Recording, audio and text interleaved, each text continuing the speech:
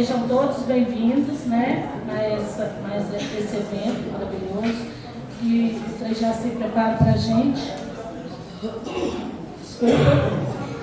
Nós queremos agradecer, né, primeiramente, o Frei Jaci de estar disponibilizando esse tempo para nós, né? Não está ouvindo? Gente conversando. Boa noite. Sejam todos bem-vindos. Nós queremos agradecer em nome da paróquia o Frei Jaci de estar aqui disponibilizando o tempo dele para estar passando conhecimentos para nós. Vai falar sobre o mês da Bíblia, o livro de Ezequiel. E hoje é o primeiro dia e não deixem de vir amanhã também, né, que é o complemento. Então eu vou passar para ele para dar continuação. Obrigado, Marcela. Que bom que vocês estão aí conosco, né? Eu sei que tem gente aqui da paróquia, tem gente de outras paróquias, tem gente até de outras cidades, né? Que vieram estar conosco aqui esta noite para refletir sobre o livro de Ezequiel. Então, Ezequiel, como a gente fala, é um livro escolhido pela Igreja Católica desde 1982, com as Irmãs Paulinas em São Paulo, em Belo Horizonte. Começou a ter um livro da Bíblia onde se escolhe um livro e as comunidades aprofundam esse livro. Esse ano, então, o livro de Ezequiel, né? Vocês conhecem todos os livros de Ezequiel? Já leram? Não? Vai ler essa noite? Até amanhã? Vai, porque é o seguinte, hoje, então, a minha proposta é dar uma introdução geral para vocês sobre o livro, falando do contexto, falando da história do livro, né, situando o livro, um pouquinho da vocação de Ezequiel, e amanhã a gente dá continuidade, fazendo o quê? Aprofundando alguns outros textos. Vamos ver como é que nós vamos hoje. Vou convidar vocês então, né, a gente começar ficando de pé e rezando este salmo aqui.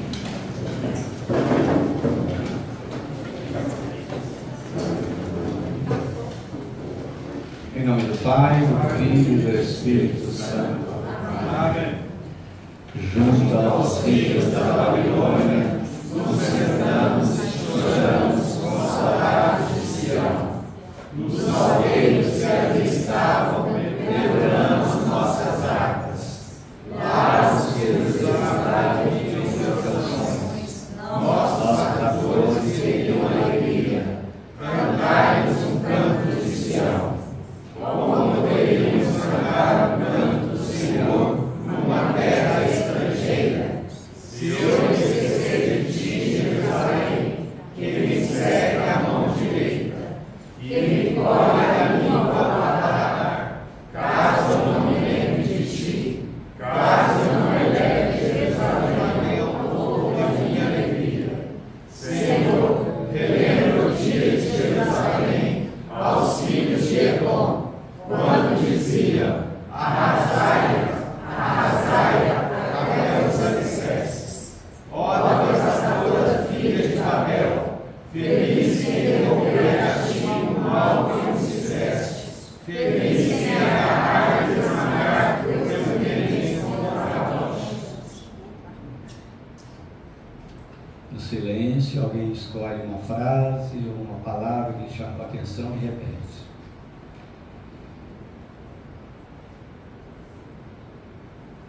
Se eu me esquecer de ti, Jerusalém, quem me segue a mão direita. Como poderíamos cantar um canto do Senhor numa terra estrangeira? Se eu me esquecer de ti, Jerusalém, quem me segue a mão direita? Mas pode ser cá, a esquerda também, e outro nível. Deixa eu ser precisa.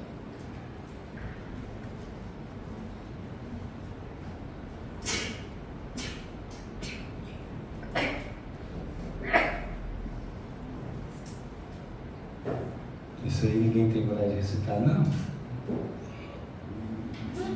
Senhor, relembra o dia de Jerusalém aos filhos de Edom, quando diziam: arrasai até os alicerces.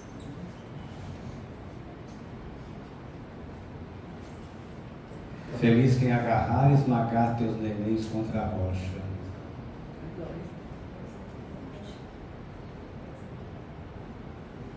Amém? Amém. Amém. Podemos sentar.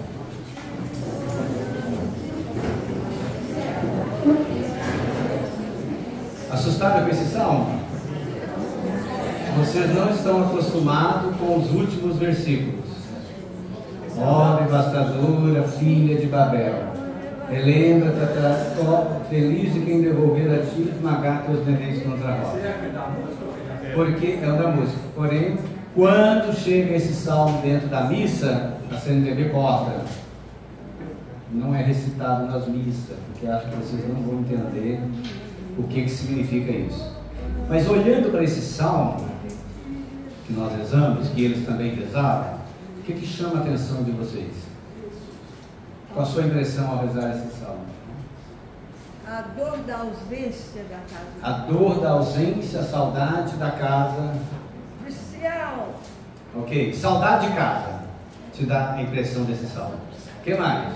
Como é que eu vou cantar numa terra que eu estou sendo oprimido? Então você está numa terra que não é sua, você está sendo oprimido, e lá você vai cantar um aleluia, um salmo. O que mais que vem na cabeça de vocês? Onde é que estão cantando esse salmo? Junto aos rios da... Onde é a Babilônia hoje? Você sabe? Iraque. Perfeito. Quem estava lá junto aos rios da Babilônia? Os exilados. Dentre os exilados estava quem? Ezequiel. Então a primeira coisa que vocês têm que colocar na cabeça. Vocês vão entender mais ou menos isso, porque eu tenho que explicar isso para vocês depois. Então lá estavam os exilados, eles compuseram esse salmo para dizer que os babilônios nos tiraram de nossas terras, levaram para Babel, que é a capital da Babilônia, e aí eles nos oprimiram e nos massacraram. Então, estando lá, eles falavam, Edom são os edomitas. São os edomitas, descendentes de Esaú. Quem é Esaú? Hã? Isso, tem Jacó e Esaú.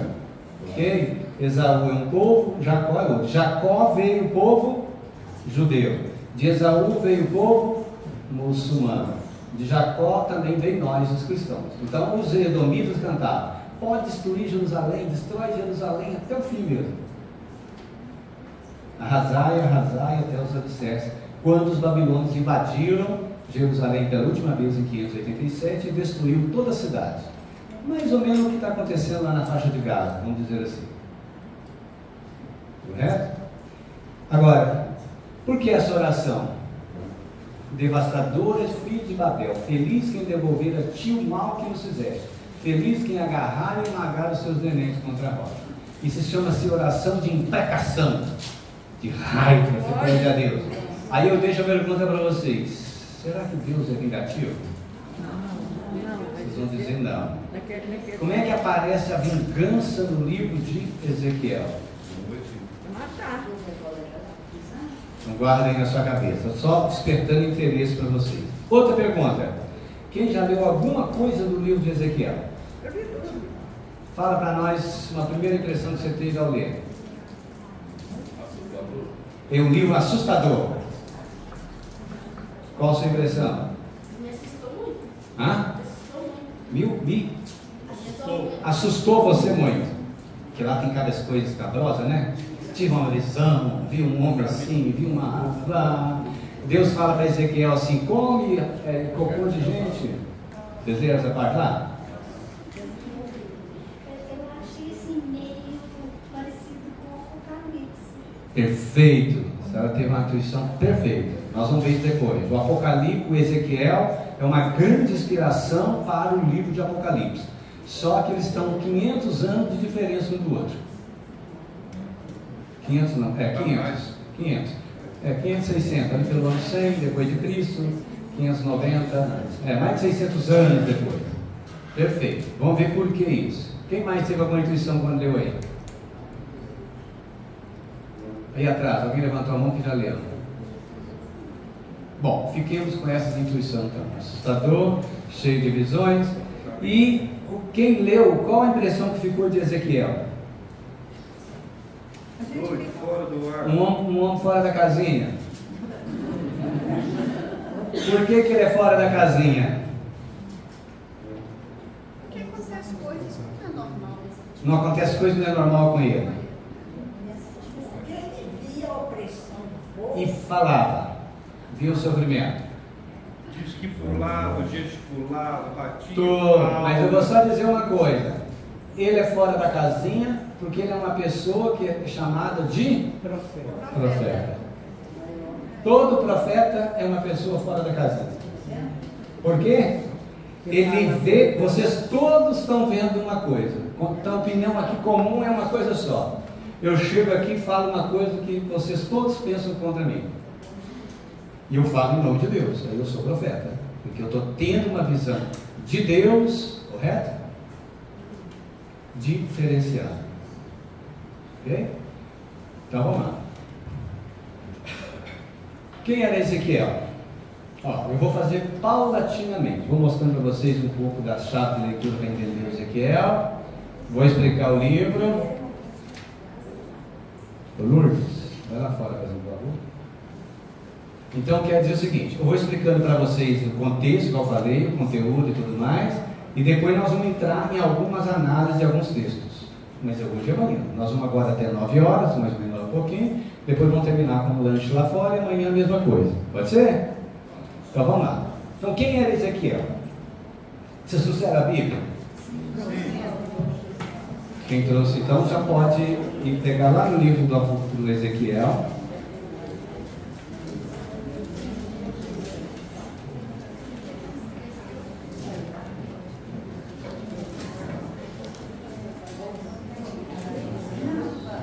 Lá diz assim, começa o livro de Ezequiel, diz assim: no 30º ano, no 5º dia do 4º mês, quando me encontrava entre os exilados junto ao rio Cobar, eis que os céus se abriram e tive visões de Deus. No 5º dia do mês, isto é, no 5º ano do exílio do rei Joaquim, com M, veio a palavra de Javé junto ao sacerdote Ezequiel, filho de Buzi, na terra dos caldeus, junto ao rio Cobar. Ali pousou sobre ele a mão de Javé. Então o que nós podemos dizer?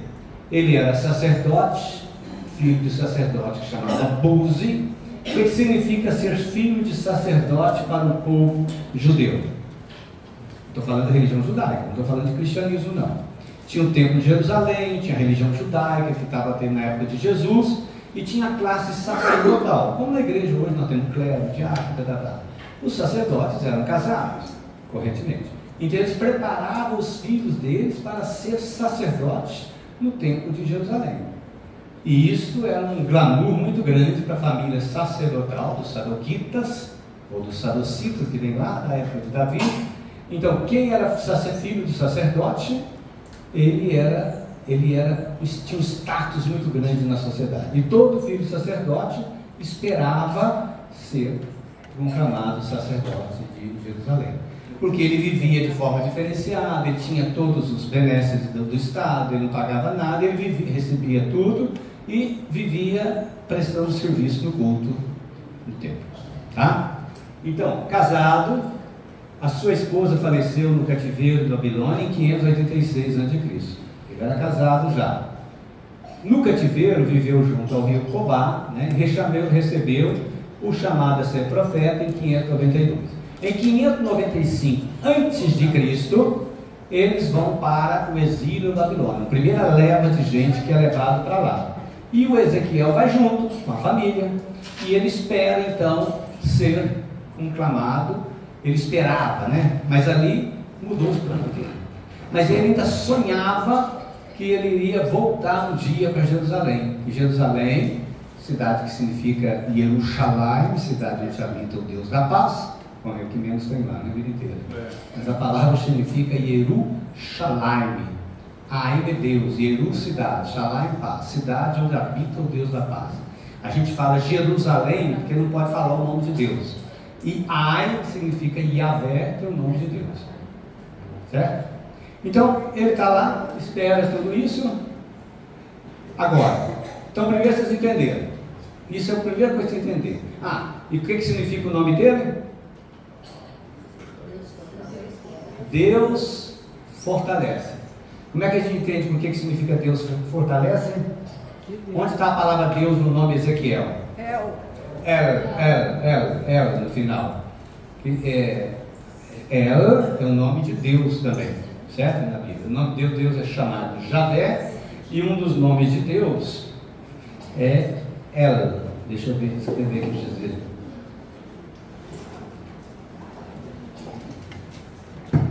É isso aqui, ó.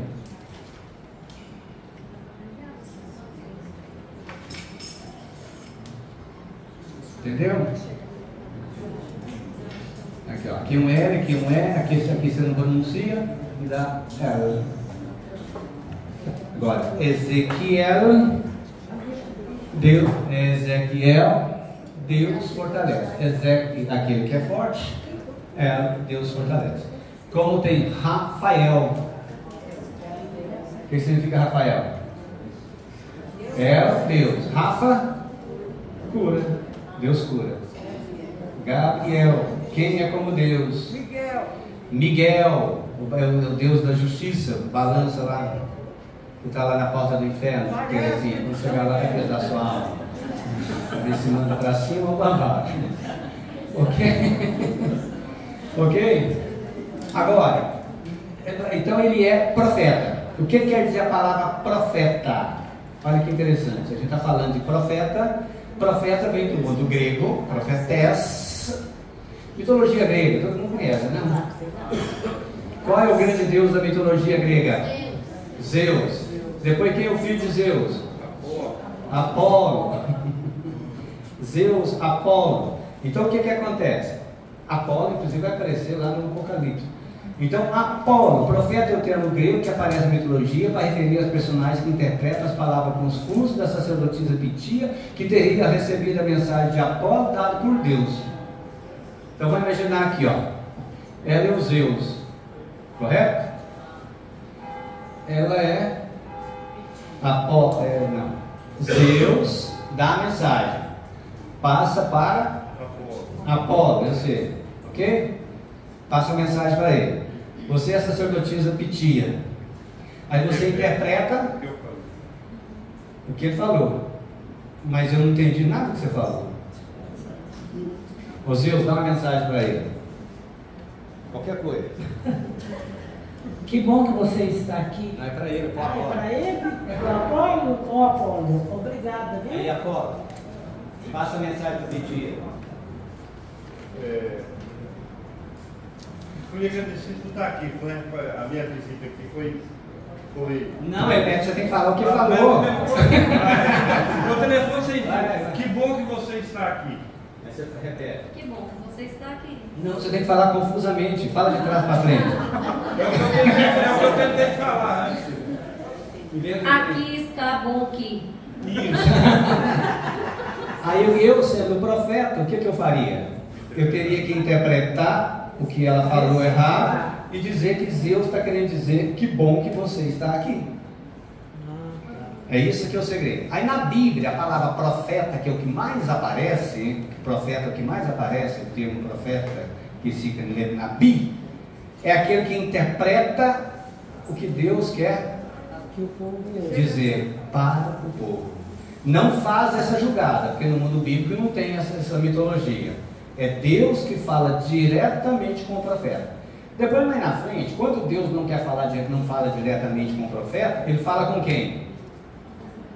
Com a comunidade. Não. Com o anjo. O anjo Gabriel anunciou a Maria, correto? Já não tem profeta mais. Agora, na época de Maria, não tem profeta. Então se fala o anjo, que na verdade o anjo é a fala de Deus. É Deus mesmo que fala o anjo. Entendeu? Então isso é um detalhe. Então o profeta passa a ser o anunciador do futuro. Agora, então nós vamos ter profeta, o intérprete das mensagens divinas, termo mais usado na Bíblia.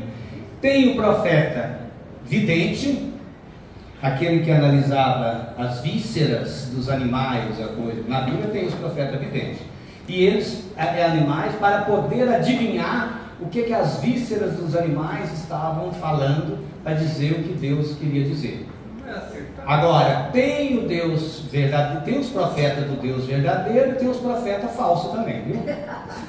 Que fala que está falando em nome de Deus, mas não está falando em nome de Deus. Isso é importante. Outro é um profeta visionário. O que é o profeta visionário? Ezequiel, aquele que fala por visões. Eu tive uma visão, Deus me deu um livro e falou, come esse livro. Olha lá, que nós vamos ver. Eu tive uma visão, os ossos ressequidos, cadáveres por todo lado. Então, o que é isso? Profeta visionário. E tem um profeta homem de Deus. Um grande exemplo de profeta homem de Deus é o profeta Elias. Porque antes os profetas da época de Davi, eles moravam junto no templo, no palácio com o sacerdote, com o rei. E profetizavam, às vezes falavam o que o rei queria. Quando chegou lá no século X, com Elias, ele falou, não fico mais no palácio. Se o rei quer ter uma profecia, que ele venha falar comigo onde o povo está. Então ele é chamado profeta homem de Deus.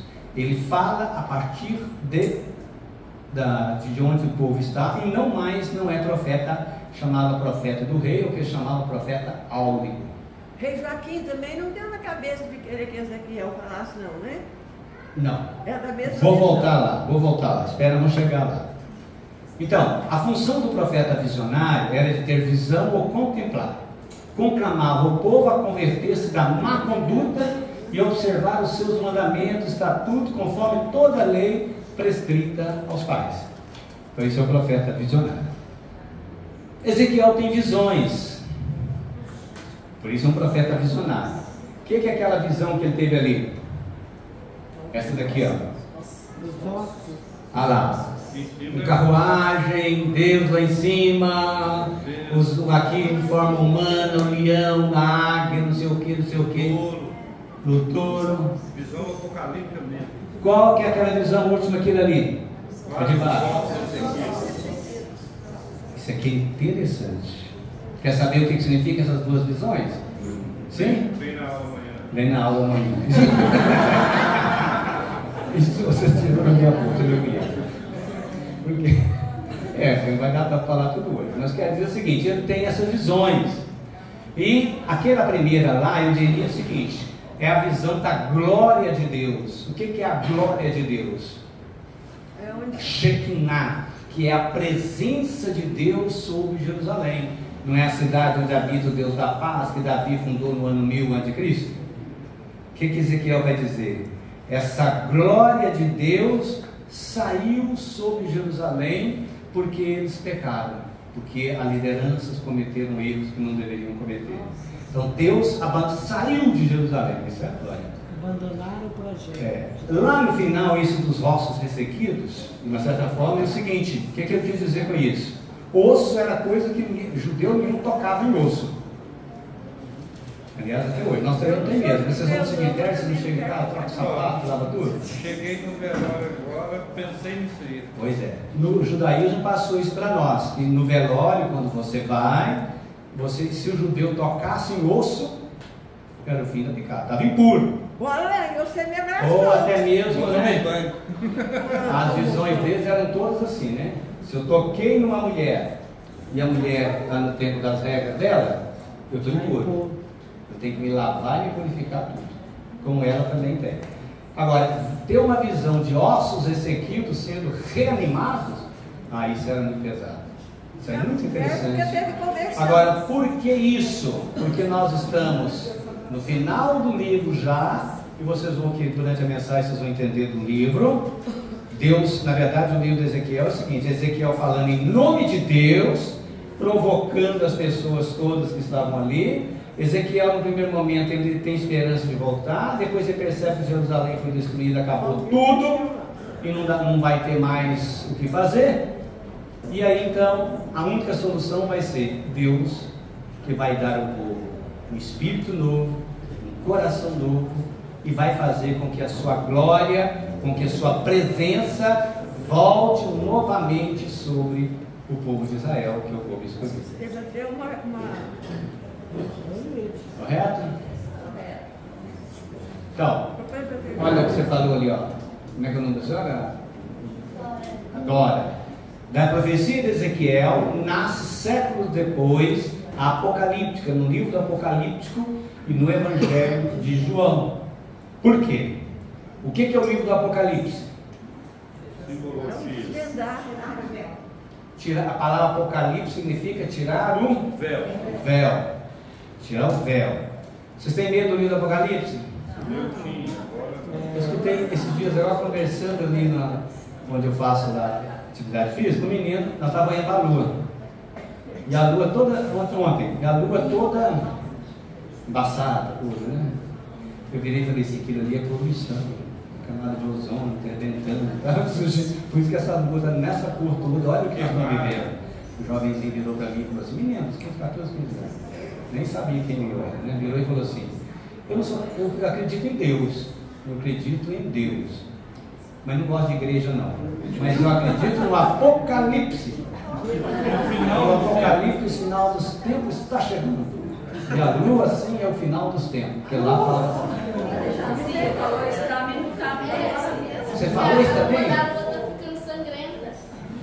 Você também pensa assim? Abre sua cabeça, pensa assim, mas não, isso não. Vem aos o Apocalipse, interessante, como é que um texto fica no imaginário coletivo e ninguém tira, né? Como da submissão da mulher é a mesma coisa. Porque o Apocalipse, quem tem um grupo aqui grande está fazendo Apocalipse comigo, todo sábado nós estamos lendo os textos, livro por palavra.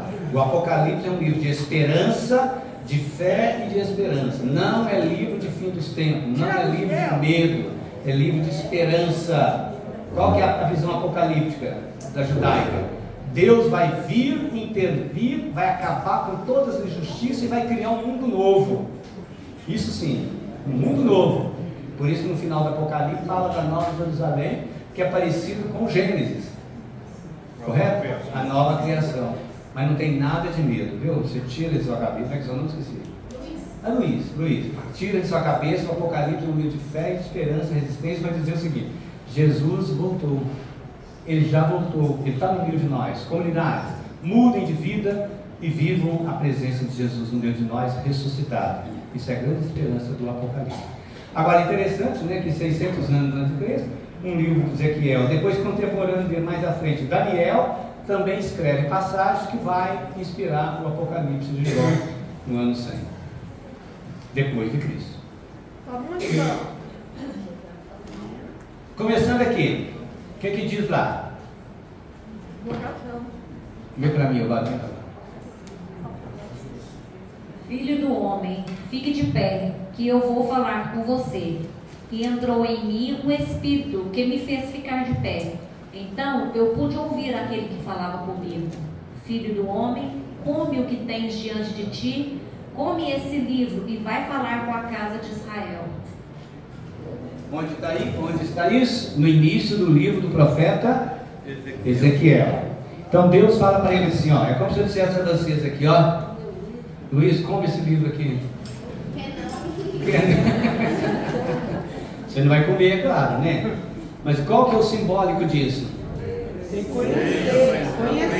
Aprenda, conheça esses livros aqui, come esse livro, assimile tudo que está aqui dentro e pregue. Esta é a minha vontade. Correto?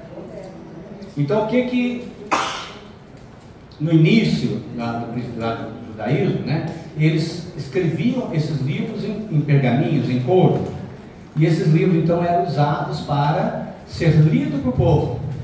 Então, comer o livro, então vamos ver o significado de tudo isso. Está logo no início aqui, viu? Capítulo 3. Comer o livro, assimilar uma doutrina, ser mensageiro dela, isto é, de Deus. Ser mensageiro de Deus. Então isso é comer o livro. Amar. O que diz o livro, o texto aqui? Pecado do povo. É aqui. Olha lá, o 3, capítulo 3, versículo 1, olha aí. Não está sendo esse ventilador aqui não, um pouquinho do só isso. Não está aqui demais, não, só que grande esse é o vento só.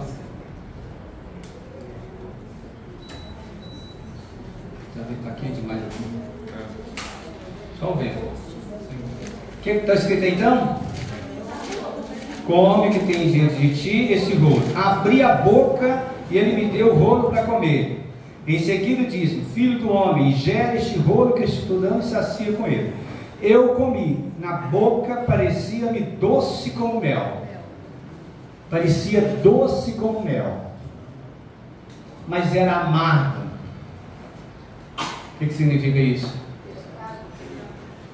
O que Deus está pedindo é muito pesado, é amargo, pesado. O pecado do povo é pesado demais.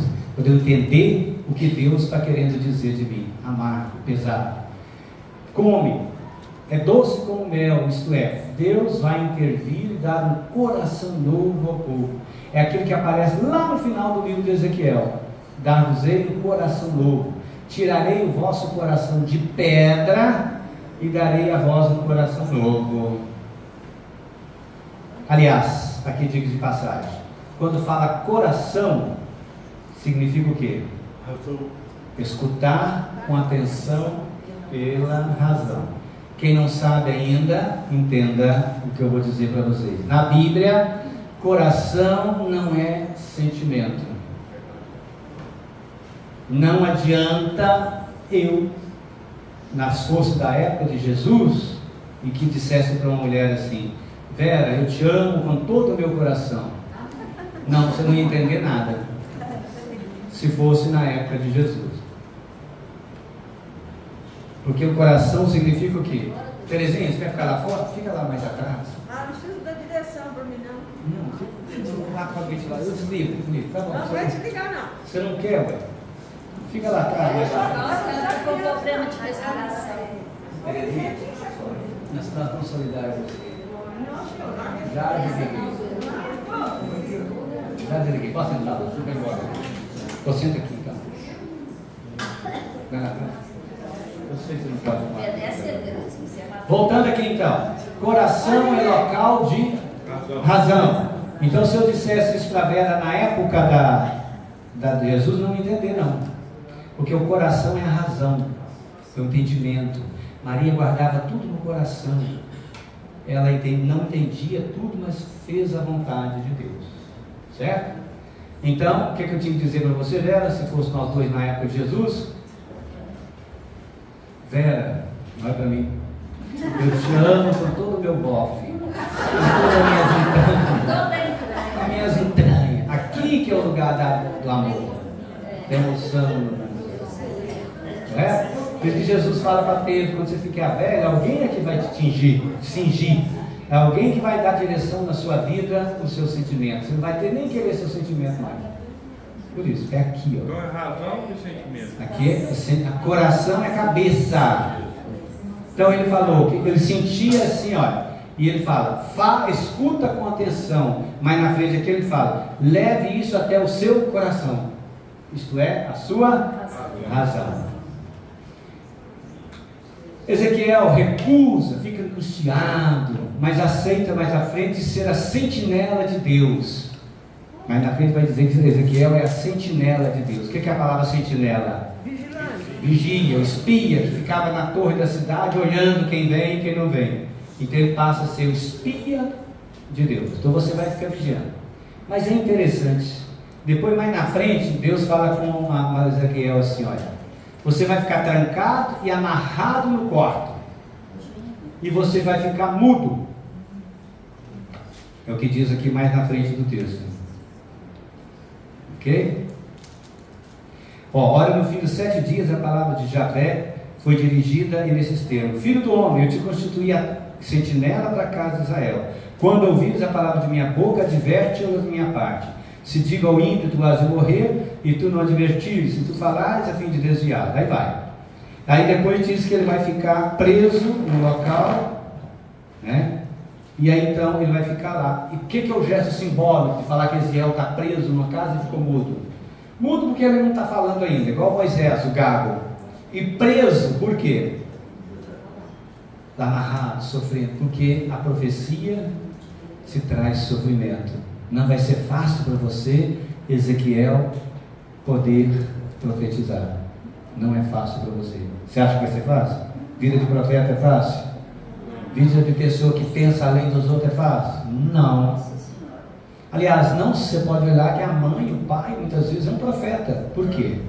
Ele vê a conduta do filho, diz para ele e o filho não escuta. Aí o pai e a mãe sofrem pra caramba, porque ele sabe, ele tem experiência, ele sabe o que é melhor, mas o filho não escuta. É um grande profeta do nosso tempo. Ok? Agora, vamos, entendeu até aí? E se tiver confuso, me fala. Eu não quero. A minha função aqui é trocar em miúdo uma coisa difícil para vocês entenderem. Se não tiver, levanta a mão.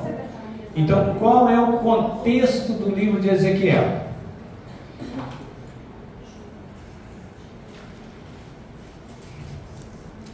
Senhorita, segura aqui para mim. Seu sono. Vem cá, você também.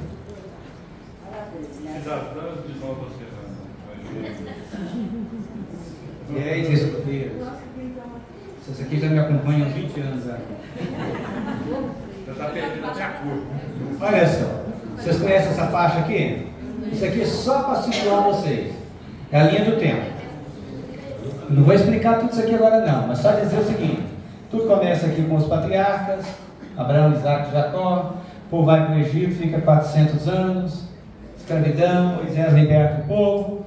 Vem o período aqui dos juízes, onde o povo tem lideranças fortes que organizam o povo. E tinha dois aqui, ó, até que veio o rei Saul, depois Davi e Salomão. Esses três reis aqui, ó. O profetismo começa com Davi. Gad e Natã está aqui. Salomão construiu o templo de Jerusalém, mas ele foi um rei bom, mas ao mesmo tempo um rei assim, que fez coisas loucuras também que não era bom. Aí o reino dividiu. Ficou levanta mais. Ficou o reino do norte e o reino do sul. Correto? O reino do norte acabou em 722, dominado pela Assíria, excluiu o reino do norte.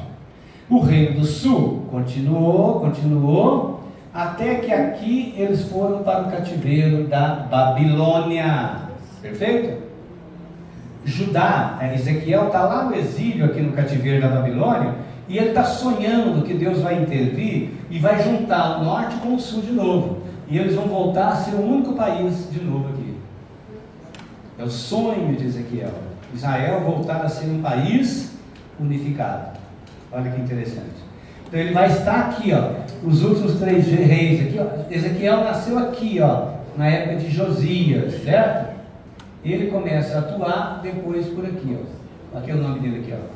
Correto? Esses três reis, Josias, Joacás, Joaquim e Sedecia, todos filhos de Josias nessa sequência aqui. Eles vão para o cativeiro.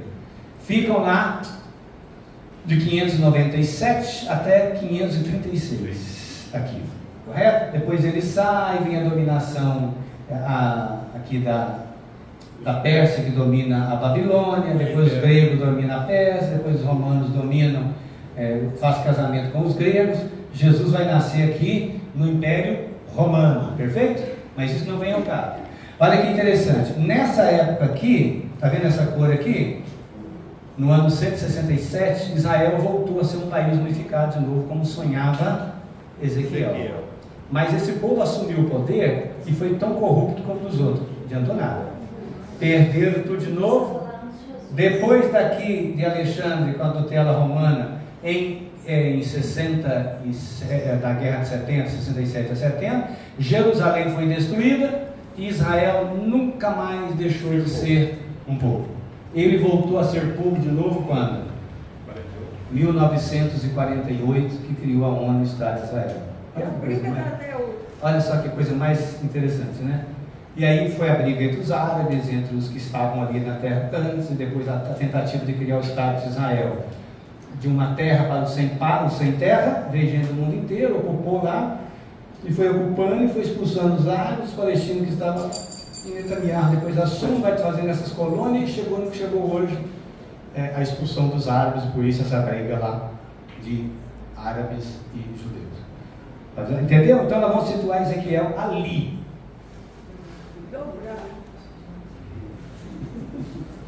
Então, exílio na Babilônia.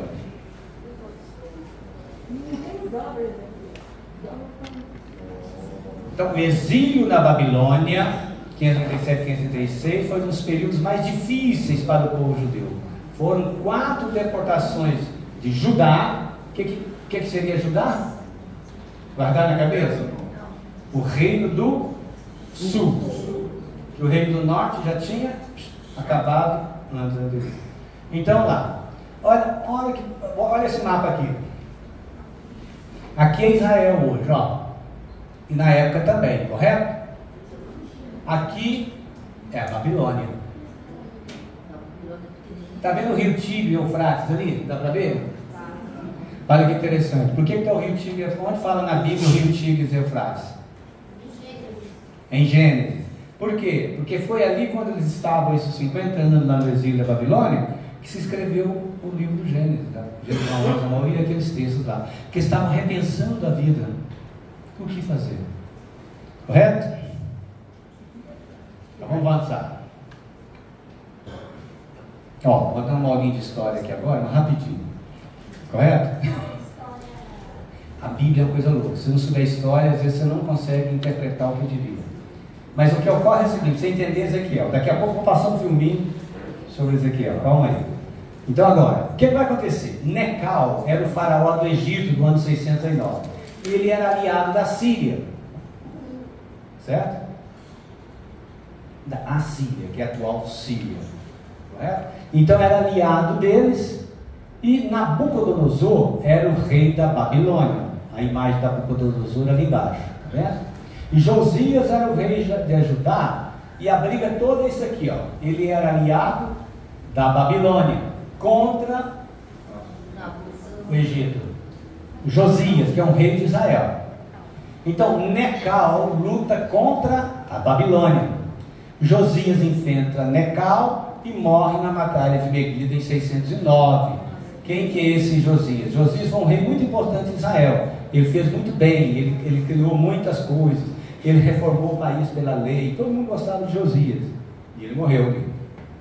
Fez uma grande reforma no ano 622. Então, o poder do Egito, você já ouviu falar que o Egito foi potência no mundo antigo, né? Hoje também não, né? Mas foi potência forte no mundo antigo. Então, seu filho Joacás herdou o trono. Necal toma Jerusalém e leva aqueles que eram a favor da Babilônia, rei elite, para o Egito. Joaquim, filho de Josias, é a favor do Egito, é nomeado rei de Judá. Então, na briga ali com a Babilônia e Egito, o Egito vence e tem interferência lá sobre Israel.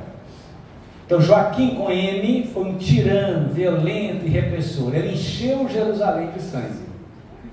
Esse Joaquim era filho de Josias. Por que o profeta não deu um jeito nele? Isso me fez suscitar uma coisa. Enquanto estava essa briga toda a favor da Babilônia e contra a Babilônia, teve um profeta também que estava atuando, que é chamado de Jeremias, da Bíblia. Só que o Jeremias era a favor da Babilônia e dizia para o povo de Israel assim, ó: vocês têm que pagar o pecado de vocês mesmos. Vocês falam assim: os pais comeram uvas verdes, os dentes dos filhos ficaram empotados, para dizer que o pecado passa de um para o outro. O pecado não passa de um para o outro, não. O culpado é vocês. Vocês vão para a Babilônia. Foi dentro da cisterna que Deus quis calar ele. Calma, Terezinha, vou falar isso mais na frente. Calma aí. Então, o que acontece? Então, agora, Jeremias pagou caro por isso, entendeu? Pagou caro por ele ter feito isso, ter ficado a favor da Babilônia. Ele tinha a visão desse profeta, dizendo que Deus queria purificar o povo dos seus pecados e eles tinham que fazer penitência e ser corrigidos no exílio. Então, Joaquim rendeu-se a Nabucodonosor e continuou como governador. Em 601, Nabucodonosor invadiu o Egito, mas é derrotado. Quem é Nabucodonosor? O rei da Babilônia. Joaquim aproveitou a fraqueza da Babilônia e declarou a independência de Jerusalém. Nabucodonosor envia bandos de caldeus e arameus em 598 para sitiar Jerusalém. Então esse Joaquim com ele foi morto, enterrado com ungimento, sem as glórias do enterro. longe das portas da cidade. Correto? Então quer dizer que Joaquim pisou na bola com o Joaquim Cohen. Aí. Porque Nabucodonosor tinha uma parceria, enfraqueceu, ele foi lá e tomou. Joaquim, filho de Joaquim, o N com N, assumiu o trono. 3 meses depois, Nabucodonosor invadiu Jerusalém. Ok? Deportou Joaquim, a rainha mãe, a nobreza, os sacerdotes e a elite do povo, num total de 3.023 judeus, sem contar seus familiares. Foi a segunda deportação. Entre esses deportados estavam o sacerdote Buzi e seu filho Ezequiel, que era ainda um jovem de 20 anos. Tem uma pergunta para o senhor, boa noite, pessoal. Boa noite. Está dando uma ouvida na minha cabeça aqui. Me ajuda se vai sair. Vamos pôr assim, há 150 anos atrás, nós não tínhamos energia, né? Como que essa gente vivia nessa época? Como o povo vivia? As casas deles eram feitas todas de pedras, moravam em casas de pedra, não tinha cama, não tinha nada. Comprava só pão, luz de azeite e tudo isso. Mas o povo conseguia escrever essas histórias. Isso aqui que eu estou falando, não é tirando na cabeça não. Isso aqui está na Bíblia, no livro dos Reis. Lá conta tudo isso. Então eles escreviam essas histórias todas nos pergaminhos ou nos papiros. E por isso chegou até nós. Eu estou fazendo a pergunta para o senhor, porque assim, me perdoe, é um nozinho muito grande. E às vezes a gente não questiona isso aí, porque às vezes tem muito conforto hoje na mão, a gente não dá valor nisso aí. E olha só como essas pessoas viviam nessa época. Eu acho interessante os Paulo, brilhante, muito parabéns. Eles brigavam entre eles, a disputa de poder era muito forte entre os países antigos, né? Essas brigas de poder entre os países que nós temos hoje faz diferença nenhuma. Há uns décadas atrás era Rússia e Estados Unidos, né? Hoje emerge do poder a China e Estados Unidos, né? E aí vai. A história se repete. Mas aqui é uma história baseada no olhar de Deus, é muito interessante. Então, Nabucodonosor colocou o rei em Judá, terceiro filho de Josias, chamado Sedecias. Em 589, o povo se revolta e deixa de ser aliado à Babilônia. É aquele que você está vendo ali. Sedecias fugiu, foi capturado. Tem um filme de Jeremias que mostra isso. Ele pega assim, ó, o Sedecias, junto com os filhos dele, o rei Nabuzardan, esse general do rei, pegou, foi lá com aqueles ferros de marcar o gado, pôs na brasa, cegou os 2 olhos dele e matou os filhos todos na presença dele e o levou para o exílio da Babilônia. Está lá na Bíblia. Nessa relação aí, ó, vê que se tem uma parceria, parceria assim, entre aspas, de Nabucodonosor com ele, trocando entre aspas. Ele pelejou com os filhos de Josias. Isso. Então, em consideração a Josias, que pelo que o senhor falou no início, ele tinha uma amizade, uma confiança muito grande com Josias. Inclusive Josias morreu lutando por ele em Meguido. Aí, em consideração ao Josias, ele deu essas 3 chances para os filhos de Josias pisar na bola? Sim, justamente por isso. Justamente por isso. Professor, nesse período em concurso histórico, se estabelece a escravidão do povo na Babilônia, foi justamente o período onde se deu a formação da boa parte da base literária para se estabelecer a Bíblia. Sim. Diante do fato que é colocado esse processo de constantes processos de guerras e escravidão do povo, poderia-se afirmar então que Ezequiel, da influência dessa literatura dos povos mais avançados e Egito babilônico, ele usa de um consenso para estabelecer uma identidade para o povo, para resgatar a sua cultura original? Sim, justamente isso. Porque eles vão para a Babilônia, desse lado, correto? Lá eles ficam nas melhores terras, eles ficam na beirada dos rios e eles se organizam ali como povo. A Bíblia, a grande maioria da Bíblia vai nascer durante o exílio da Babilônia para o povo. Então eles vão viver aquilo lá intensamente, vão arrepender dos seus pecados. Muitos livros da Bíblia, os livros da história da Deuteronômio vai ser toda escrita ali, refazendo e preparando para quando voltar em Jerusalém, como é que nós vamos viver de novo. Tanto é que você vai ver no livro de Ezequiel, que lá no final ele fala como é que vai ser o tempo, os últimos capítulos, depois vocês vão ver lá, dando as medidas, como é que vai ser feito de novo. É o sonho de recomeçar. Tanto é que na Babilônia, eles escreveram, por exemplo, o Talmud, que os judeus estudam até hoje. E é o Talmud da Babilônia. Tem um de Jerusalém e da Babilônia, que os judeus estudam na formação deles até hoje. E depois também, quando acabou o exílio, muitos judeus não quiseram voltar também não. Ficaram por lá, porque eles estabeleceram bem também por lá. Só em 1948 agora, que muitos descendentes que estavam no Iraque quiseram voltar. Mas tem uma colônia grande de judeus no Iraque.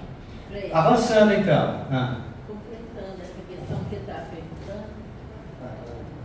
Completando essa questão, no seu livro, você tem um livro que explica a origem de Gênesis baseado no livro dos babilônios, o mito do babilônico, né? E também as leis, né? A lei do leão, as coisas todas tiradas da cultura babilônica. E a gente às vezes pensa que a gente tem muita influência só dos gregos, né? Torre de Babel, por exemplo, está lá no Gênesis. O que é a Torre de Babel? Eram os zigurates que os babilônios construíram e que queriam chegar onde moravam os deuses. Aí o povo judeu que está lá escreve a Torre de Babel para dizer: o nosso Deus é mais poderoso do que o Deus dos babilônios. No Gênesis, por que Deus fala lá que Deus criou a luz primeiro? Está vendo lá? Primeiro organismo está a luz, e depois só no quarto dia que ele cria o sol. É porque o Deus dos babilônios chamava Marduk, e Marduk era representado como Deus Sol. Então o nosso Deus é mais poderoso do que Marduk. Aí forma a cultura judaica que nasce lá. Bom, mas terminando isso daqui, Nabucodonosor invadiu Jerusalém durante 6 meses. Sedecias fugiu, o general Nabuzaradan deportou os pobres, artesãos, soldados e familiares para a Babilônia. Foi a 3ª deportação. Finalizando, o rei de Judá em província, tornou-se província do Império Babilônico. Godolias foi nomeado governador. A terra foi entregue aos agricultores pobres. Em 582, há uma nova revolta contra a Babilônia, promovida por nobres judeus refugiados de Edom, Moab e Amon. Eles queriam restabelecer a monarquia de Davi. Os revoltosos mataram Godolias, os aliados do rei pró-Babilônia, dentre eles o profeta de Jeremias, fugiram para o Egito.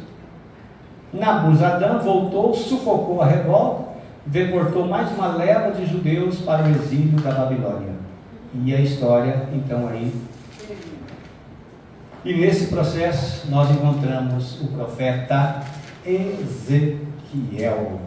Está claro até agora? Quer ver um filminho agora? Pode gravar o filminho também. Interessante. Um minutinho só, mas que dá toda essa proposta aqui que eu estou falando para vocês. Esta é uma lanterna do tamanho de um polegar feita na Alemanha, capaz de iluminar até 1000 metros à noite. Ela pode... Calma. Isso aí.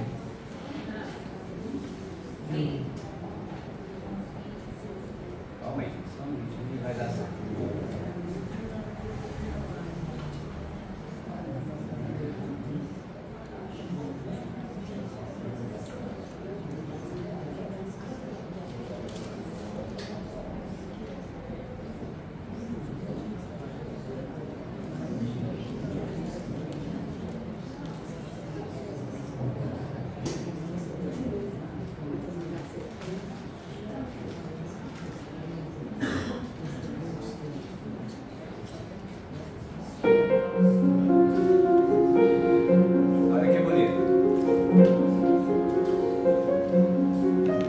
Ezequiel era filho de um sacerdote e estava em treinamento para o ofício no templo de Jerusalém, quando ele foi levado cativo em 597 a.C.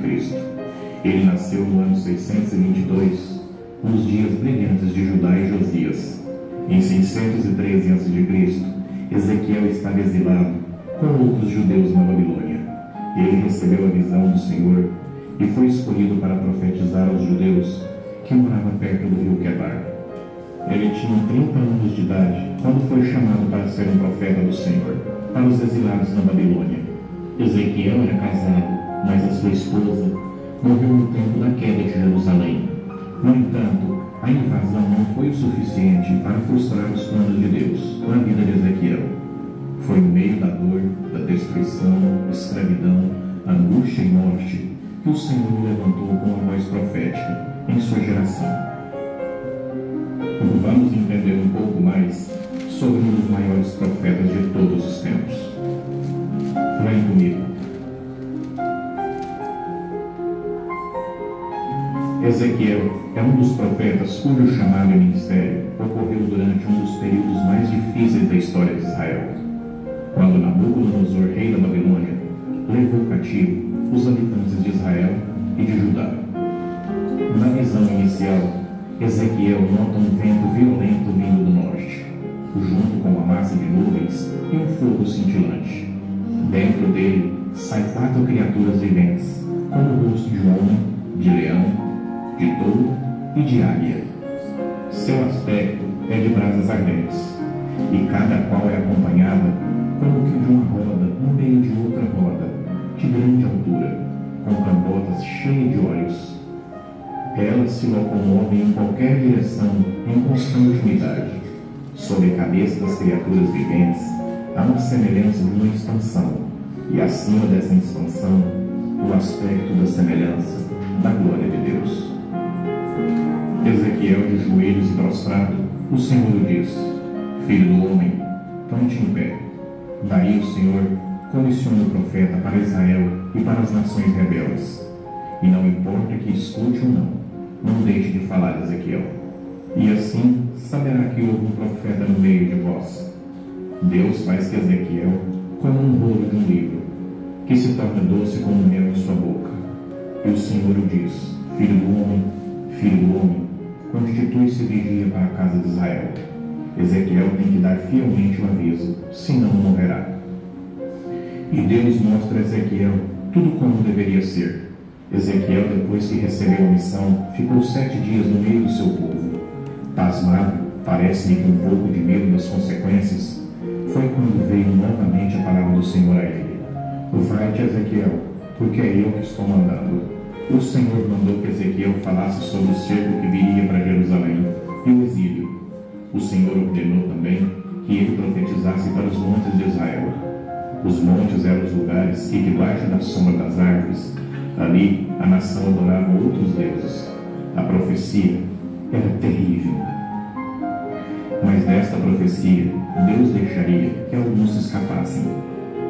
O principal pecado daquela nação era a idolatria. Então, Ezequiel foi levado em visão no ano de 592 a.C. Deus mostrou a ele a que ponto havia chegado. O profeta viu animais abomináveis desenhados nas paredes. Era um cômodo na parte inferior, aonde só poderia entrar os sacerdotes.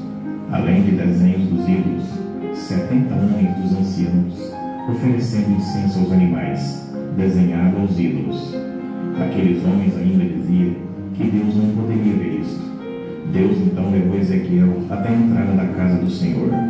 Lá, ele viu várias mulheres assentadas, chorando por tal moço, o Deus da Babilônia, da vegetação. Quando a vida vegetal morria no outono, o povo lamentava, julgando ser aquilo a morte do ídolo. E Deus faz outra profecia tenebrosa ao profeta. Disse que ainda viria coisas piores. O Senhor levou então Ezequiel até o átrio interior da casa, e ali ele viu 25 homens prostrados adorando o sol. Também havia 6 homens, são anjos designados por Deus, para executarem o seu julgamento contra a cidade. Cada um portava uma arma, a qual mataria os inimigos.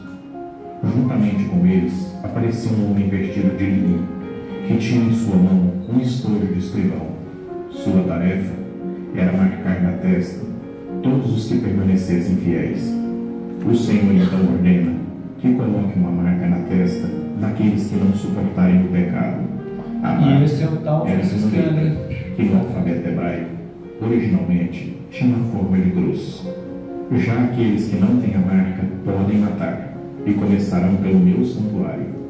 E Deus começa então a castigar os de cima, primeiramente os líderes, depois os de baixo. Essa segunda visão que Ezequiel teve dos querubins significa a glória do Senhor iria sair do templo e da cidade. A glória de Deus não permanece em lugar onde se tolera o pecado. O Criador leva Ezequiel para profetizar para Jazanias e Pelates, príncipe dos povos. Eles diziam que estavam seguros em Jerusalém e que nada poderia lhe acontecer. Os anciãos estavam cheios de idolatrias, seus corações tinham muitos ídolos, e o Senhor não iria falar com eles. Se o profeta aceitasse aquele mal, o Senhor ia acabar com ele. A videira que não desse fruto só serviria para o fogo, e o Senhor disse que faria assim com Jerusalém. Iria atacar fogo em toda videira que não dá fruto. Ela seria cortada e lançada fora.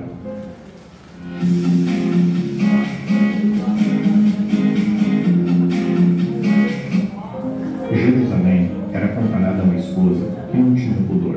Então se casa e depois de um tempo começa a acreditar muito em sua beleza e começa a adulterar. Ela então se torna uma prostituta e começa o adultério com outros povos, retratando o que Jerusalém fazia. Também é comparada a Sodoma e Gomorra, mas Jerusalém é pior do que elas. A cidade havia se tornado violenta e cheia de iniquidades. A nação já tinha profanado as coisas sagradas, não cuidava dos necessitados e dos pobres, e muito menos de suas famílias. A imoralidade era generalizada, a fraude e o suborno predominava a nação. O povo se afastou de Deus, a nação havia se corrompido. Daí veio o castigo severo. O Senhor anuncia ao profeta que o rei da Babilônia cercará Jerusalém, neste 10º dia do 10º mês. O Senhor compara a cidade murada a uma panela de boca larga, sendo os seletos habitantes a carne dentro dela, e por meio da fervura tira-se toda a impureza da abominável idolatria de Jerusalém. Naquele mesmo dia, a esposa de Ezequiel morre, mas o profeta, obedecendo à voz do Senhor, não pranteia. Isto é um sinal de que não se deve chorar a destruição de Jerusalém, pois é julgamento da parte de Deus, para que saiba a nação quem ele é. Da mesma forma que Ezequiel perdeu a sua amada, o Senhor também perderia seu povo, e muitos ali se sucumbiriam. Profecia contra as nações. Deus prevê que as nações circunvizinhas regozijarão com a queda de Jerusalém e aproveitarão a ocasião para lançar vergonha e abuso sobre o Deus de Judá. Eles não ficarão impunes. Amon será dado aos orientais e Moabe também. Edom será devastada e serão executados contra os filhos dos filisteus grandes atos de vingança. Todos eles, diz o Senhor Deus, terão de saber que eu sou o Senhor, quando eu trouxer sobre eles a minha vingança. Tiro é mencionada de um modo especial, orgulhando-se do seu próspero comércio. É semelhante a um belo navio no meio dos mares, mas logo será quebrada nas profundezas das águas. Deus faz com que o seu profeta profira uma sentença terrível sobre Tiro. O Senhor diz que o expulsará do monte como profano e será devorado pelo fogo que sai dentro dele próprio. Deus diz que ele será também santificado por trazer a destruição sobre a desdenhosa Sidom. O Senhor também manda Ezequiel que se oponha firmemente ao Egito e seu faraó, e que profetize contra eles. O meu rio Nilo é meu, e eu que fiz para mim mesmo. O faraó e os egípcios que creem que o Nilo é uma divindade terão de saber que o Senhor é Deus, e a lição será dada por meio de uma desolação de 40 anos. Deus dará o Egito a Nabucodonosor, como compensação pelo seu serviço de desgastar a Tiro. Nabucodonosor levou muito pouco do despojo de Tiro, visto que os tírios escaparam com a maior parte de suas riquezas para outras cidades. Os israelitas escutaram Ezequiel como se ele fosse um ator, num palco fazendo um espetáculo. O povo ouvia, mas não praticava. Ezequiel profetiza mais uma vez a desolação para o Monte Seir. No entanto, os lugares devastados de Israel serão reconstruídos, pois Deus terá compaixão do seu santo nome para santificar perante as nações. Dará a seu povo um coração novo e um espírito novo, e a sua terra se tornará outra vez o jardim do Éden. O Senhor, então, elevou Ezequiel até um vale de ossos secos, e disse: profetiza sobre esse vale. E houve uns barulhos de ossos, e começaram a juntar cada um no seu lugar, e depois os nervos e as peles, mas não havia neles espírito. Então o Senhor mandou que ele profetizasse novamente, para que os espíritos entrassem neles. E assim foi. Os ossos representavam toda a casa de Israel. Israel, reino do norte, e Judá, reino do sul. O fato de viver juntando os ossos nos lugares certos representava a união dessas duas nações, desta vez, para sempre. Deus mandou que Ezequiel pegasse 2 pedaços de madeira e escrevesse neles. Depois unisse um ao outro. Então, eles não se separariam mais. Essa união começou com Ciro, quando autorizou a libertação do povo, mas só terá pleno cumprimento quando os israelitas congregarem juntos.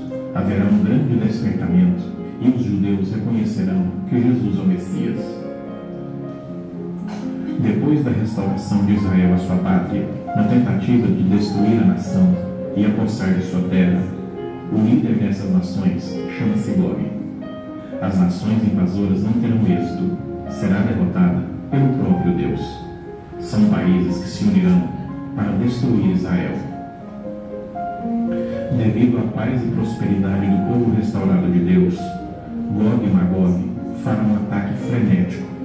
Nisto, Deus se levantará com o fogo da sua fúria e fará com que a espada de cada um se volte contra eles mesmos e trará sobre eles pestilência e o sangue uma descarga de chuva de pedras, fogo e enxofre. E sucumbirão eles todos, sabendo que Deus é o Santo de Israel. Embora Ezequiel, Jeremias e Daniel fossem contemporâneos, eles não estavam próximos uns dos outros. Jeremias profetizava em Judá. Daniel servia na corte do rei Nabucodonosor. Já o profeta Ezequiel pregava entre os judeus cativos na Babilônia. As escrituras não relatam nada sobre a morte do profeta. Tudo o que sabemos é que seu ministério durou 23 anos. Se você é professor, isso aqui é a sua cara. Olha só. Perícia judicial. Aumenta. Olha só. Tirando o que falou ali do Messias e não sei o que do judeu ali no final, né? O que permanece ali é o quê? Vocês entenderam o livro de Ezequiel ali falando desse jeito assim? Senhor, muito obrigado. Vai ficar com café não? Obrigado, senhora. Tchau. Olha só, o que acontece aqui? Então você tem todo um livro, se você quiser ver aqui. Nós vamos ver isso amanhã, estrutura, eu não vou entrar nisso agora, mas o que o filme mostrou ali foi justamente isso. Você começa o chamado do profeta, vamos recapitular aqui. Ele morava onde? Quem era Ezequiel? Morava em Jerusalém. Ele era filho de Uz. Era preparado para ser bispo, igual o Dom Hugo ali, príncipe. Aí o que vai acontecer? Não entendeu nada não, né? É porque ele era filho do sacerdote Ezequiel Dom Hugo. Aí eu te expliquei no início que ele era preparado para ser príncipe, para ser sacerdote. Então para ter um cargo importante. Isso vinga. Por quê? Por causa da briga toda daqueles lá a favor da Babilônia, falou do Egito. Babilônia venceu o Egito, levou um cara, depois levou o outro 4 vezes, e eles foram parar lá no exílio da Babilônia. Quando Ezequiel chega lá, na Babilônia, sofrendo no exílio, ele ainda tinha esperança de voltar a ser sacerdote no templo, que Jerusalém não ia ser destruída e que ia tudo voltar ao normal. E ele estava lá. E depois, 5 anos depois, ele tem essas profecias, e em 1587, ele fica sabendo que Jerusalém acabou. Aí não tem mais o que fazer para voltar. Uma das profecias dele é que Deus fala para ele assim, ó, cerca o chão, põe um tijolo, põe a casa de Jerusalém e fica em volta, que vai ser sitiada. O livro vai contar isso. Foi destruída. E aqueles outros povos, se vocês olharem aqui no livro, vocês vão ler essa noite até 2 horas da manhã, para terminar, vocês vão ver lá que fala de Tiro, fala de Sidom, fala de Edom e fala de tudo isso. O livro vai dizer o quê? Que esses povos serão castigados por Deus. Lembra do salmo que nós falamos? Aos filhos de Edom, quando diziam arrasai, arrasai até os Abissés, os Edomitas. Então está dizendo, ó, perseguição crescimento. Só que o salmo não foi Ezequiel que fez, foi outro cantor do salmo lá que fez, que escreveu esse salmo. Então é uma ideia seguinte, que Deus vai vingar dos opressores e vai salvar Israel. E no final vai ter até uma divindade, Gog e Magog, que vai fazer mal ainda mais, mas Jerusalém vai vencer. E depois, no final do livro, Ezequiel vai ter uma ideia seguinte, a única saída vai ser isso, vocês não se convertem. Vocês são tudo cabeça dura. Mas o que é cabeça dura? Cabeçudo, né? Cabeça dura. Só que Ezequiel não podia falar cabeça dura. Ele falou o quê? Qual a expressão que Ezequiel usou? Coração de pedra. Coração de pedra é a mesma expressão de cabeça dura para nós. Vocês não entendem, eu falo para fazer isso, mudar, e vocês não querem mudar. Mas aí Ezequiel dá a solução. Deus vai arrancar esse coração de pedra de vocês e vai dar um coração de carne, vai dar uma mente maleável, vai dar uma razão, vocês vão entender o que Deus vai pôr um espírito novo em vocês, que é a visão lá dos ossos ressequidos, que é a visão dos ossos ressequidos, é como se fosse um novo Gênesis. É Deus que age de novo. Então, no fundo, ele vai dizer o seguinte: só Deus pode mudar a situação. Porque a gente nasceu para ser cabeça dura, para ser pecador e para ser inculto. Correto? Agora a pergunta que vocês vão dormir com ela: então Deus é vingativo? Não. Mas por que Deus mata? E por que Israel está lá matando? O filme ali no finalzinho está entendendo isso também, né? Que Israel pode chegar ao rei e matar quem quiser, porque eles são povo eleito, que é mais ou menos o que está fazendo lá no Oriente Médio. Não, tem essa visão, ainda que não sejam religiosos, mas no inconsciente está. Então Deus é vingativo? O que acontece no nosso é consequência do nosso. Então será que o Deus do Antigo Testamento é vingativo? O nosso não. E Jesus fala, perdoai até... Quem tiver interesse, então, em ler um pouquinho mais sobre o profetismo para entender, recomendo esse meu livro aqui, ó, Profetas e Profetisas na Bíblia. Tem alguns exemplares ali fora. Tá caro não, só acho que R$35. É. Entendeu? Então aqui eu falo todos os profetas da Bíblia, desde o início até Jesus, e faço entender o que é o profetismo na Bíblia. Profetas e profetismo na Bíblia. Quem quiser um outro livrinho falando sobre Ezequiel, também esse aqui eu participo nele, lançou agora, com um capítulo. Também tem ali fora alguns exemplares. Se tiver interesse, compre, só tem 10 exemplares lá fora. Sobre Ezequiel. Correto? Falou aí dos livros do Gênesis, não é isso? Então quem quiser a Babilônia, que vai entender esse livro meu aqui, As Mais Belas e Eternas Histórias de Nossa Origem, Gênesis 1 a 11. Eu interpreto os mitos descritos na Babilônia como todos os mitos de Gênesis. Muitos deles eu entendo como contramito aos mitos da Babilônia. Muito interessante. Quem quiser entender a história de Israel, tem até um CDzinho aqui no final. Israel e Palestina em 3 dimensões. Isso aqui para entender o beabá da Bíblia. Muito interessante. Ano passado foi o livro de Josué, né? Então eu tenho esse livro também aqui. Participei com o livro de Josué. Ainda tenho para entender também o livro de Josué. Todo mundo já comprou isso aqui? Quem não comprou, tem que comprar. Quem quiser dar de presente para alguém, um ótimo presente. Ok? Murais do Santuário. Isso aqui é uma maravilha de livro, né? Eu escrevi as histórias, aqui o João Pedro fez as fotos. Né? Aqui, olha, esse aqui, ó. Levanta aí para você ver aí, ó. Vou levantar ali, que é aquele livro. Nós começamos esse livro aqui, o João Pedro foi lá, com essa alturinha básica dele, ele conseguiu tirar as fotos e trazer pertinho, me entregou, e eu fui analisando, interpretando, e surgiu esse livro, Os Murais do Santuário, escrito na perspectiva da Trindade, tudo eu três. Então conto cada imagem que tem ali. Um livro para você sentar ali, ó, entender as imagens todas aqui. Muito bonito. Quem quiser estudar a morte, o inferno, esse livro aqui é uma obra rara que eu gosto muito dele, um dos melhores que eu gosto. Né? Dos 28 livros que eu tenho, esse aqui eu gosto muito dele. Porque eu fiz um estudo sobre a devoção apócrifa à Nossa Senhora, a Nossa Senhora da Assunção, e como essa Nossa Senhora da Assunção da Boa Morte, ela foi assunta também, a dormição e assunção de Maria e Nossa Senhora da Boa Morte. Como isso na Idade Média foi retomado quando o povo tinha medo do inferno e do purgatório e medo do inferno. Aí voltou essa devoção por causa do Apocalipse, que falava que Jesus ia voltar, os demônios iam ter solto. Aí a igreja tirou toda a imagem do inferno, transformou o demônio em capeta, de rabo, de chifre, e criou todo o imaginário que fez muito medo a gente na Idade Média.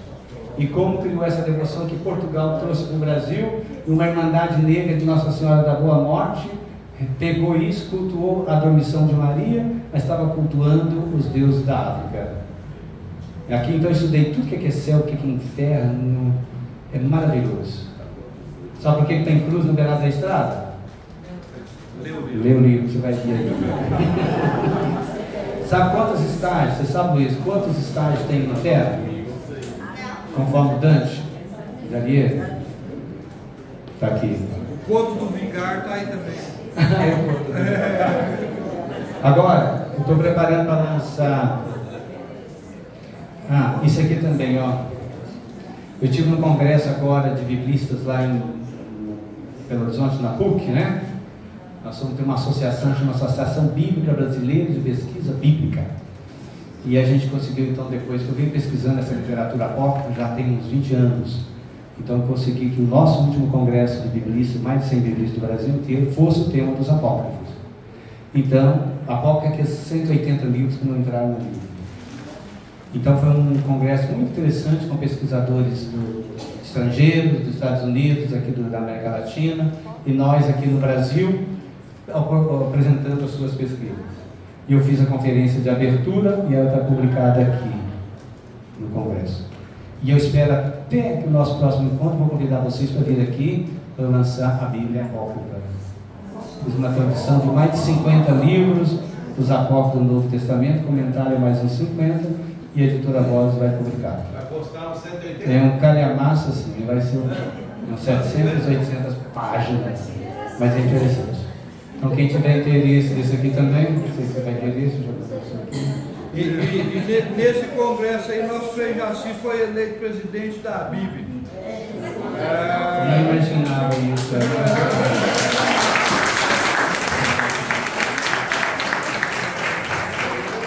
Eu disse para eles que eu queria chegar lá para ver a pesquisa, como é que está a pesquisa do Brasil sobre essa literatura, né? Mas depois me escolheram lá por os próximos 2 anos, então a gente assume a Associação Brasileira de Pesquisadores da Bíblia. Tem no Brasil, na América Latina, congresso. Então, esse livro, quem quiser entender os apócrifos, Berrante Complementar, Cristianismo Alternativo, Poder e Heresia. Eu estudo os apócrifos 7 séculos do cristianismo. Esse é os Atos dos Apóstolos Apócrifos. Todos os Atos. Nós estamos só de Pedro e Paulo, né? Aqui tem 2. Aqui é a história de Maria, mãe e apóstolo do seu filho, nos apócrifos. Toda a história dela, da infância até a morte. Esse daqui são 8 apócrifos sobre a infância do menino Jesus. Chama Infância Apócrifa do Menino Jesus. História de ternura e travessura. Sabia que o menino Jesus era meio capetinho assim, capetinho? Então tem todas as histórias dele aqui que ele fazia. Como toda criança. Esses apócrifos da infância é muito interessante. Eles dão a Jesus uma infância que ele não teve nos canônicos. Então está aqui. Não tem mais não. Quando você estiver pela editora Paulina, já não tem ali, mas esse livro aqui também com um estudo mais científico, vale a pena sobre o livro de Ezequiel. Saiu agora pelas Paulinas. Um livro mais técnico, muito interessante. Então tá. Alguma pergunta? Deixa eu aproveitar e fazer mais um convite aqui para vocês. Porque estão aqui amanhã que não podem vir, tem outro compromisso.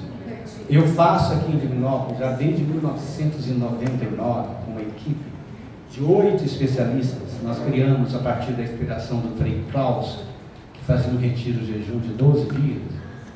Aí nós começamos uma experiência aqui de um retiro de jejum que funciona de uma semana. Chama Retiro Bíblico Corporal de Purificação. O que é isso? Nós ficamos aqui nessa casa durante 7 dias, com alimentação balanceada, restrita. Quem quiser parar de fumar pode vir, quem quiser emagrecer pode vir. Com alimentação básica, faz-se limpeza do fígado. Tem exercício físico todos os dias com a professora de educação física. Tem relaxamento, tem dinâmicas. Nós colocamos um colchão nesse salão, tudo aqui, ó. E sempre pegamos um tema bíblico, né? A gente começa o dia com um banho de ar. Banho de ar aqui. Não vou contar não, só quem vier vai ter. Tem um banho de ar. Depois do banho de ar toma um chá verde. Depois vem pra cá, faz uma hora de meditação. Volta lá e toma um laxantezinho. É verdade, um salamar. Depois vamos ali para a capela, faz atividade aeróbica, né? Depois vai cuidar você. Depois volta, tem um cafezinho, café não toma café não, mas tem uma alimentação alternativa lá. Depois, fazendo um momento de oração, meditação, tem Eucaristia, tem perdão, tem Enneagrama, que vai descobrir qual que é a sua personalidade. Tem massagem japonesa, shiatsu para todo mundo. Shiatsu. Mas é um conjunto assim, sabe? Você sai daqui com a pele purificada, com o corpo purificado e a mente e o espírito. A gente reúne o grupo e é uma experiência muito festa. A gente tem um dia que a gente vai no sítio, faz uma missa lá na montanha. E quem fizer a inscrição agora, até 30 de setembro, tem 30% de desconto. Promoção. Não. Aí o celular fica no quarto. Mas a gente pede para ele usar durante o dia. Você tem que vir para descansar mesmo. Você vai descansar. Deixar os problemas para lá e descansar. E somos uma equipe de várias pessoas. Gente, eu convido você, o valor, depois quem quiser, então eu passo o contato, vocês entram em contato com a Ângela, ok? Para fazer a inscrição. Convido vocês a dirigir lá, o pessoal está saindo aí, ó. Vem para ela lá que tem um lanche. Tem um lanche lá. Então vamos lá. Vou pedir a bênção para nós para terminar. O Senhor esteja convosco. O Senhor vos abençoe e vos guarde. Amém. Sobre vós o seu olhar e vos dê a sua paz. Amém. A bênção de Deus Todo-Poderoso, o Pai, o Filho e o Espírito Santo. Amém.